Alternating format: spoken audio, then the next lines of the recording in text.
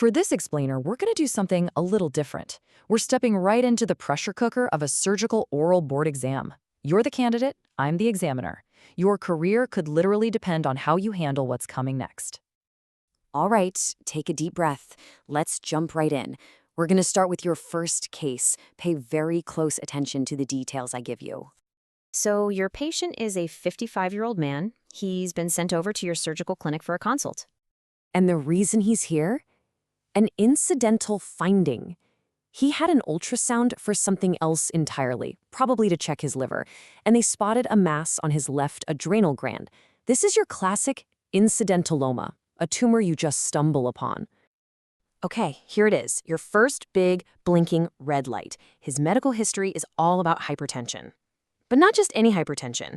This is uncontrolled, even though he's already on 2 different blood pressure meds. Your clinical alarm bells should be going off right now. On top of that, the patient mentions a few other things. He's dealing with chronic headaches, some chest pain now and then, and palpitations, that feeling of his heart racing. Now, you got to start putting these pieces together. The resistant hypertension, the adrenal mass, these symptoms. What does it all point to?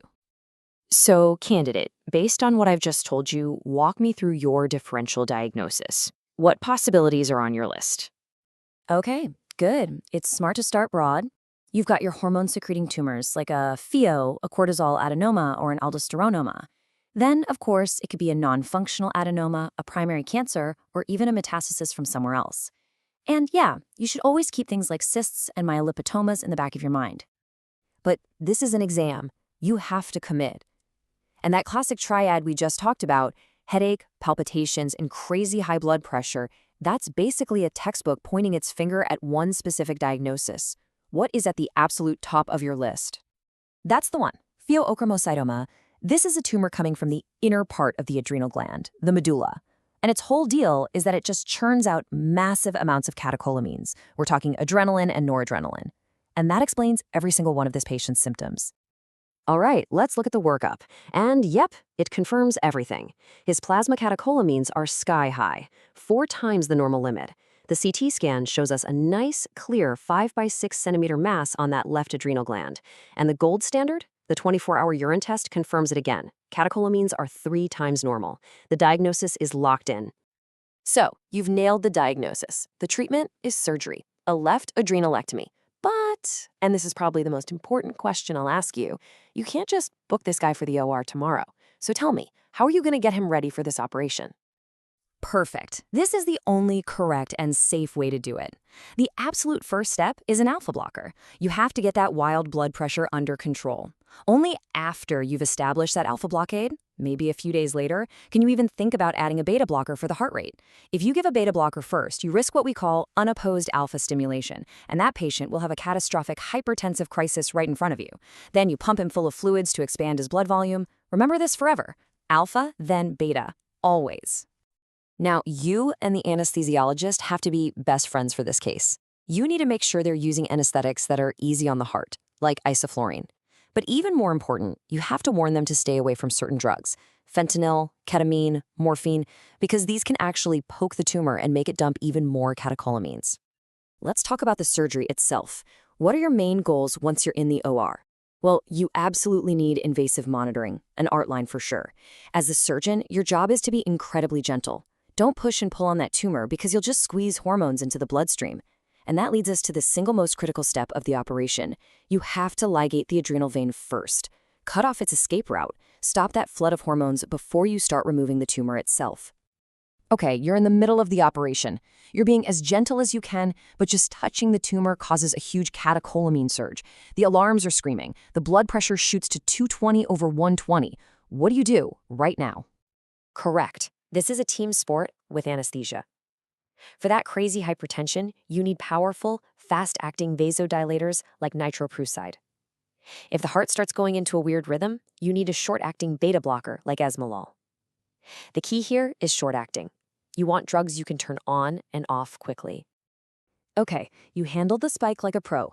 The adrenal vein is clipped, the tumor is out, it's in the bucket, you take a breath, and then the alarms go off again. But this time for the exact opposite reason. The patient's blood pressure has just completely tanked. He is now severely hypotensive. This is the other side of the coin, and it's just as dangerous. The patient is crashing. First, tell me why it's happening. And second, what's your immediate plan? Excellent. The why is simple. You just turned off the catecholamine fire hose that his body was used to. The treatment is to replace what's missing. You hit him with aggressive fluids to fill up the tank, and you start a vasopressor drip, like noradrenaline, to bring that blood pressure back up. You've managed this case beautifully. So for the final question, let's test your depth of knowledge. Let's rewind. Imagine this wasn't a PHIO.